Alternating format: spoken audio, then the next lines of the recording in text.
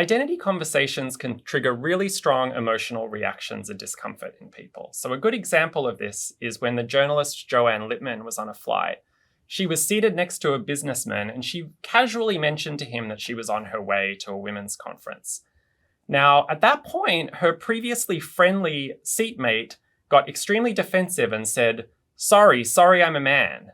Now, that may seem like a strange reaction to something as casual as saying that you're on your way to a women's conference, but we see that kind of strong emotional reaction all the time in these conversations because they cause a lot of intense discomfort. Research shows that even merely naming the emotion that you're experiencing in a conversation can really help you mitigate the harmful effects of that emotion, and that's what we're trying to achieve with naming and reframing. So a really good example of what David was just talking about was a client who had a mentoring program where the mentors were mostly white and the mentees were mostly people of color. So in the first meeting, the mentors talked a lot. And the feedback that they received afterwards from the mentees was, you need to share the air a little bit more. So predictably, when we met for the second time, the mentors didn't say anything. And then afterwards, perhaps equally predictably, the feedback that they got was, silence is violence. You can't just be a passive participant. At that point, the mentors were ready to tear their hair out.